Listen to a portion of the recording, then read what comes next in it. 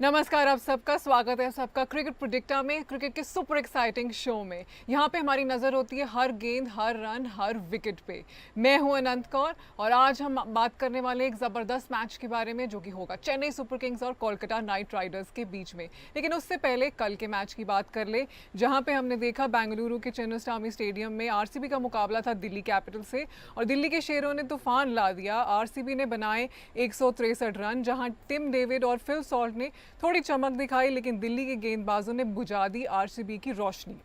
विपराज निगम और कुलदीप यादव ने दो दो विकेट लिए और रोक दिया आरसीबी को एक मजबूत स्कोर बनाने से।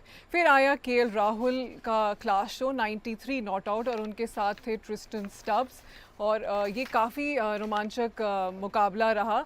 और दिल्ली कैपिटल्स की टीम की तरफ से गेंदबाजों में दो दो विकेट लिए उन्होंने। वहीं दिल्ली कैपिटल्स की टीम का जो टारगेट था उन्होंने 17.5 ओवर्स में सिर्फ 4 विकेट के नुकसान पे पूरा कर लिया। तो दिल्ली की तरफ से केएल राहुल ने कमाल की इनिंग्स खेली। पर ये तो था कल का मुकाबला और आज होने वाला है Chennai super Kings versus Kolkata night Riders. ये है आईपीएल का 25वां लीग मैच। चिदम्बरम स्टेडियम में यहाँ पे ये होगा। सीएसके इस मैच में एमएस धोनी की कप्तानी के अंदर खेलेगी, क्योंकि ऋतुराज गायकवाड को फ्रैक्चर होने की वजह से वो इस सीज़न से अब बाहर हो चुके हैं। सीएसके की टीम के लिए अभी तक ये सीज़न बिल्कुल भी उम्मीद के अनुसार नहीं रहा है, जिसमें उन्होंने 5 में से सिर्फ 4 मैच हारे हैं और सामना करना पड़ा है। वहीं दूसरी तरफ केकेआर की टीम लेकर जो 5 में से सिर्फ 2 मैच जीती है और 3 में उनको हार मिली है। आज के मैच के बारे में और बात करेंगे हमारे गेस्ट के साथ। हमारे साथ हैं तौज रिजवी, हमारे cricket journalist, and Sarandeep Singh, farmer India cricketer. क्या हाल है आपका तौज? Fantastic, fantastic. Great to और be there for the show. Sarandeep, आपका क्या हाल है? Yes ma'am, thank you for having on show. बिल्कुल ठीक हूँ मैं, आप हाँ जी एकदम फ्रेश। तौज, क्या आईपीएल में केकेआर के खिलाफ जो हेड टू हेड में दबदबा बनाए रखा है सीएसके ने 2025 में खराब प्रदर्शन के हिसाब से, क्या मनोबल रहने वाला है आज? नहीं, मनोबल किंग्स का अभी ये रहेगा क्योंकि चेन्नई सुपर किंग्स ने अपने जो कप्तान दिया है भाई, फ्रैक्चर की वजह से एल्बो में जो हुआ है उनको बाहर हो गए हैं, तो एक मनोबल तो डाउन ही रहेगा। और साथ साथ उनके जो इनकंसिस्टेंसी की वजह से पॉइंट्स टेबल में 9वें नंबर पे आते हैं, तो और ही क्या रहेगा। सिर्फ एक ही पॉइंट है जो मजबूत नजर आ रही है, वो है अपने होम ग्राउंड पे खेलेंगे। और दूसरी बात यह है कि महेंद्र सिंह धोनी की वापसी हो रही है एज ए कैप्टन। मतलब 2 साल का लगातार, समझिए 1.5 साल की कप्तानी नहीं की है। बट एक पॉजिटिव अगर एस्पेक्ट देखेंगे तो महेंद्र सिंह धोनी एक स्ट्रीट स्मार्ट क्रिकेटर जो रहे हैं ओवर द इयर्स, एक सुपर सक्सेसफुल कैप्टन, सक्सेसफुल पे नहीं सुपर सक्सेसफुल कैप्टन रहे हैं जो ओवर द इयर्स। तो ये शायद शायद उनको मौका मिलेगा कमबैक करने का, तो मनोबल हाई हो सकता है। मगर हाँ, ऋतुराज गायकवाड़ के जाने के बाद और पॉइंट टेबल में नीचे रहने के बाद तो कहीं ना कहीं हिट हुआ होगा, डामाडोल हुआ होगा उनके कॉन्फिडेंस को। बट केकेआर को एक ही निकालना पड़ेगा उनको एक तरीका कि भाई जब आ गए ये बैकफुट पे, तो उनको और बैकफुट पे कैसे किया जाए। आपके पास सुनील नरेन है, आपके पास वरुण चक्रवर्ती, अच्छे स्पिनर्स हैं जो एम ए चिदम्बरम की जैसे विकेट में काम आएंगे। तो इससे बड़ा कॉन्फिडेंस केकेआर नहीं लेके आ सकती है। ऑल दो वो थोड़ा ऊपर है, 6वें 7वें नंबर पे पॉइंट टेबल पे, तो मनोबल थोड़ा इनका ज्यादा बड़ा होना चाहिए। मगर जब महेंद्र सिंह धोनी आ गए हैं तो इक्वेशन पूरा चेंज हो सकता है लीग का। सरनदीप, क्या सीएसके की लगातार हार से क्या आज का मैच एक तरफा साबित हो सकता है? नहीं देखिए, अगर कोई टीम बड़ी टीम है, चेन्नई सुपर किंग्स 5 बार इस खिताब को जीत चुकी है और उनको जीतना आता है। हाँ, सीजन उतना अच्छा नहीं जा रहा है, 4 लगातार आपको हार मिल चुकी है, कप्तान इंजर्ड हो चुके हैं। अब आपके लिए मुश्किलें थोड़ी और ज्यादा बढ़ चुकी हैं कि सिर्फ वो खाली कप्तान है, एक बड़ी जबरदस्त बल्लेबाज भी है ऋतुराज गायकवाड़। अब उनकी कमी को पूरा करना कहीं ना कहीं चेन्नई के लिए एक चुनौती जरूर यहाँ पे बन जाती है। हाँ, बट एक जो टॉसअप ने कहा, बड़ी अच्छी एक चीज है कि महेंद्र सिंह धोनी की वापसी हो रही है। देखिए, हर कप्तान एक किस्मत लेके आता है और मेरा हमेशा से मानना रहा है बड़े सालों से कि आपकी लड़ाई धोनी से नहीं है, आपकी लड़ाई उसकी किस्मत से है। आपने धोनी को नहीं हराना, आपने उसकी किस्मत को हराना, जो कि बहुत मुश्किल है, जो इतने सालों में बहुत कम देखने को मिला है। ठीक है, समय के साथ आप कैप्टेंसी पास ऑन करते हैं, बिल्कुल वो करते हैं, लेकिन इस बार फिर वापस ही आई हैं और अपने घर में ही वो कैप्टेंसी उनको वापसी मिली है। तो कहीं ना कहीं आज जब किस्मत अपना खेल खेलती है तो बड़ी सी बड़ी टीमें भी उसके सामने हथियार डाल देती है। और कहीं ना कहीं आज चेन्नई के लिए एक अच्छी चीज ये भी पॉजिटिव माइंडसेट को आ सकते हैं, देखिए हम तो हार ही रहे हैं, क्यों नहीं एक जोश के साथ खेला जाए, एक पॉजिटिव इंटेंट के साथ क्रिकेट खेली जाए। आज जाके सारे एग्रेसिवली क्रिकेट खेलते हैं, अगर आप ऐसा खेलने की सोचेंगे तो यू नेवर नो किस्मत कब आपकी तरफ चलना शुरू कर दे। तो सरनदीप, क्या हम ये कह सकते हैं कि आज एम ए चिदम्बरम स्टेडियम में हम स्पिनर्स की जंग देखेंगे? हालांकि सीएसके के स्पिनर्स भी उतना कमाल नहीं कर पा रहे हैं और केकेआर के भी, लेकिन यहाँ पे स्पिनर्स ने उतनी विकेटें तो नहीं चटकाई जितनी पेसर्स ने चटकाई हैं। लेकिन आज क्या हम जंग वो देखेंगे? देख सकते हैं कि दोनों तरफ एक बेहतरीन स्पिनर है, और नंबर 1 पे अभी तक भी नूर अहमद ही चल रहे हैं और अच्छी गेंदबाजी भी करते आ रहे हैं, विकेट निकाली है। बट देखिए, स्पिनर तब वो गेंदबाज तभी इफेक्टिव होते हैं अगर बल्लेबाज उनको सपोर्ट कर रहे हो या फिर आपके फास्ट बॉलर्स आपको सपोर्ट कर रहे हो। चेन्नई के लिए वो ऐसा कुछ नहीं हो रहा, बल्लेबाजी भी नहीं चल रही, तेज गेंदबाज ऊपर से विकेट नहीं निकाल रहे, तो प्रेशर स्पिनर्स पे आता है। और वही चीज केकेआर के साथ भी देखी जा रही है कि वैभव हो गए आपके पास, हर्षित राणा हो गए, उतने इफेक्टिव इस सीजन में वो अभी तक नहीं देखने को मिल रहे हैं। इसीलिए आपको कहीं ना कहीं वरुण चक्रवर्ती और सुनील नारायण भी बिल्कुल साधारण दिख रहे हैं। हालांकि पिछले मैच में वरुण चक्रवर्ती ने अच्छी गेंदबाजी की है, लेकिन जिस चैंपियंस ट्रॉफी के बाद जिस कॉन्फिडेंस के साथ उनको आना चाहिए था, उस मनोबल की कमी यहाँ कहीं ना कहीं वरुण चक्रवर्ती में देखी है। बट स्टिल एक चीज है कि चेन्नई उतना अच्छा नहीं खेल रही है, तो स्पिनर्स जो है एक एक कॉन्फिडेंस के साथ आ सकते हैं। तो वरुण चक्रवर्ती, सुनील नारायण के पास एक मौका जरूर है, यहाँ पे वो अपना कॉन्फिडेंस वापस लें, अच्छी गेंदबाजी करें, विकेटें लें, और कहीं ना कहीं चेन्नई को उनके ही घर में दोबारा एक बार फिर प्रेशर में डाला जाए। प्रेशर में तो लगता है चेन्नई सुपर किंग्स डाल सकती है, क्योंकि एमएस धोनी की तो वापसी हो गई है। टॉस यहाँ पे टॉस कितनी ज़रूरी होने वाली है? क्योंकि हम देख रहे हैं कि टॉस जीतने वाला भी यहाँ पे 44 मैच जीता है और हारने वाला भी 44 मैच हारा है। बड़ी बड़ी दुविधा वाली स्टैटिस्टिक दे दी आपने तो। अगर कप्तान स्टैट्स के जरिए चले और बिना कुछ स्ट्रैटेजी के और बिना कुछ देख, तो मुझे लगता है वो खुद कंफ्यूज रहेंगे कप्तान कि भाई 44 मैच पहले बल्लेबाजी, 44 मैच दूसरे बल्लेबाजी।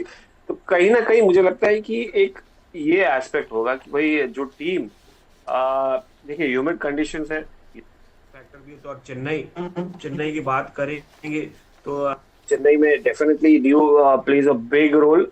माफ कीजिएगा, Chennai definitely plays a big role. Dio definitely plays a big role in Chennai because of the humidity.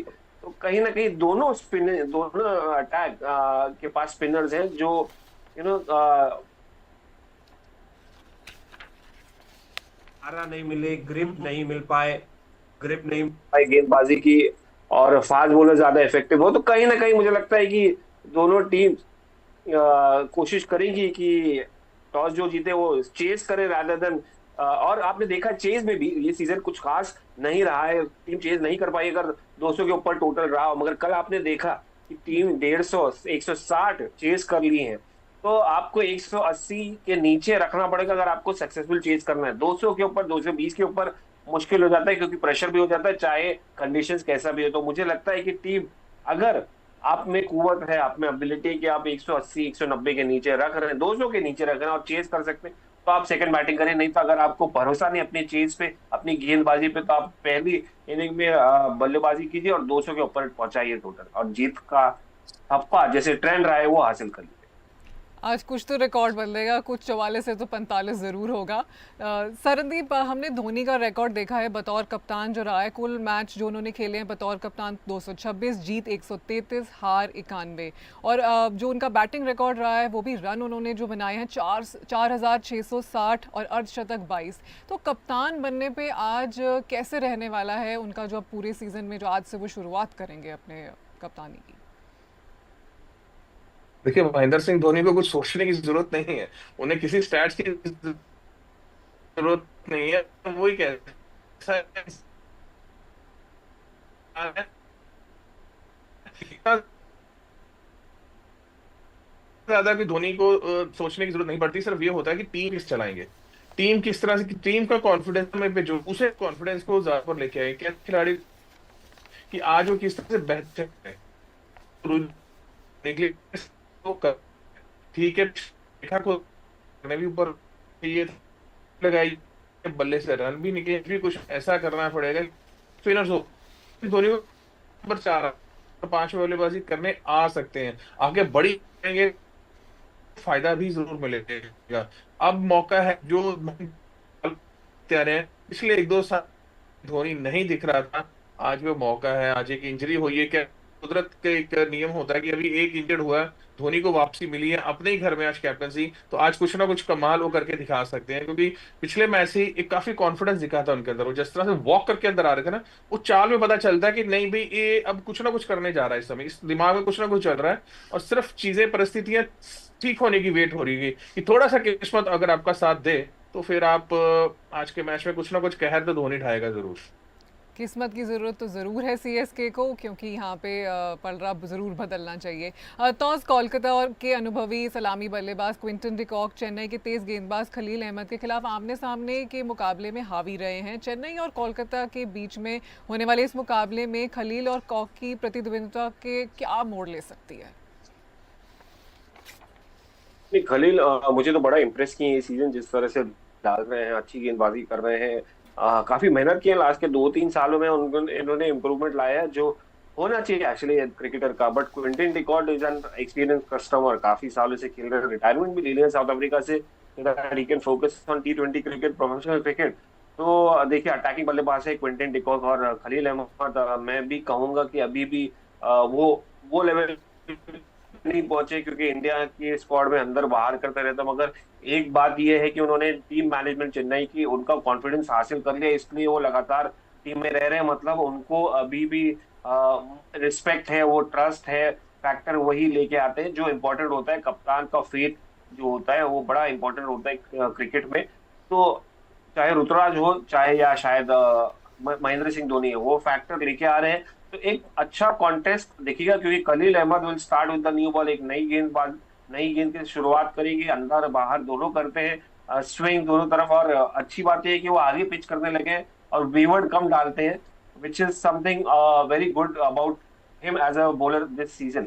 But again, Quinton de Kock इतने आसान नहीं रहेंगे टैकल करने के लिए, क्योंकि वो जो शॉट्स खेलते हैं अपने, और अगर शुरुआत अच्छी होगी उनको, देखिए पहले आपको उनको डिस्मिस अर्ली ऑन करना पड़ेगा, नहीं तो अगर वो सेट हो गए तो उनको रोकना बड़ा मुश्किल होता है। और काफी एंटरटेनिंग बैट्समैन है, और इंटेंट के साथ आते हैं। सबसे बड़ी बात यह है कि इंटेंट के साथ आते हैं, अग्रेसिव क्रिकेट खेलते हैं। तो ये कॉन्टेस्ट मैं और left hander by the way, both both left hander bowler है, पेसर, और दूसरा लेफ्ट हैंडेड साउथ पॉ है। तो ये दोनों कॉन्टेस्ट एक मजेदार रहेगा, देखने लायक रहेगा। बट कौन ओवरकम करेगा, तो मुझे इस वक्त नजर आ रहे खलील अहमद, अगर वो टप्पे पर डाले और महेंद्र सिंह धोनी की पीछे बिहाइंड द विकेट से बात सुने, तो शायद सक्सेसफुल होने के चांस इनके ज्यादा बढ़ रहे हैं। एक मुकाबला ये था, और एक मुकाबला है जिनको भी अग्रेसिव खेलने की बहुत शौक है, सरनदीप रिंकू सिंह बनाम रविंद्र जडेजा। ये मुकाबला कैसे होने वाला है, क्योंकि हमने देखा ये बड़ा बराबरी का रहा है, एक ही बारी आउट कर पाए हैं वो उनके, और स्ट्राइक रेट भी 134.4 का रहा है रिंकू का। देखिए, रिंकू सिंह तो तब जडेजा के सामने आएंगे जब रिंकू सिंह को बल्लेबाजी करने में ऊपर के क्रम में भेजेंगे। केकेआर मुझे नहीं समझ आ रही कि 2-3 सीजन से इतने ज्यादा रन बनाए हैं, भारत के लिए जब खेलते रन बनाए हैं, अब वो एक्सपीरियंस हो चुके हैं, उनको पता कि हिटिंग किसको कब कैसे करनी है। खाली रविंद्र जडेजा नहीं, नूर अहमद भी है उनके पास, अब उनको भी कर सकते हो, लेकिन कहीं ना कहीं वो बल्लेबाजी ऊपर क्रम में जा ही नहीं रही। पिछले मैच में भी जब वो चेस कर रहे थे, रन बनाए हैं, तब भी अपने रमनदीप को कभी ऊपर जा रहे हैं, कभी आंद्रे रसल ऊपर जा रहे हैं, तो उनसे पहले बाकी ऊपर जा रहे हैं, रघुवंशी ऊपर जा रहे हैं, उनको मौका नहीं मिल पा रहा। तो कहीं ना कहीं केकेआर को ये जरूर देखना पड़ेगा कि अगर नूर अहमद और रविंद्र जडेजा को टैकल करना है, तो वो आपको रिंकू सिंह को नंबर 4 पे बल्लेबाजी करवानी ही पड़ेगी। वेंकटेश अय्यर के बाद या फिर रहाणे नंबर 3 करते हैं, नंबर 5 पे आपको उनको ऑन करना ही पड़ेगा, उनको रखना ही पड़ेगा बल्लेबाजी करने के लिए, क्योंकि उनका कॉन्फिडेंस में आना, उनके बल्ले से हिटिंग होना एक केकेआर के लिए बहुत जरूरी है। क्योंकि आंद्रे रसल कब चले ना चले वो किसी को नहीं पता, बट रिंकू सिंह, वेंकटेश अय्यर जैसे फॉर्म में आ चुके हैं, ये 2 खिलाड़ी ऐसे हैं कि जो केकेआर के लिए कभी भी मैच को पलट सकते हैं। तो होपफुली आज केकेआर बल्लेबाजी क्रम में रिंकू सिंह को थोड़ा ऊपर भेजें और उनका ज्यादा से ज्यादा फायदा उठाया जाए। थैंक यू सो मच आप दोनों का हमारे साथ जुड़ने के लिए। आपके एनालिसिस हमेशा हमारे बहुत काम आते हैं, और आई होप आज का मुकाबला भी ज़बरदस्त होगा। Thank you so much. ऐसे ही सब क्रिकेट प्रेडिक्टर देखते रहिए, हम आपके लिए एक्सपर्ट एनालिसिस और धमाकेदार इंसाइट्स लाते रहेंगे। Thank you so much. आपको कल मिलते हैं हम एक नए एपिसोड के साथ।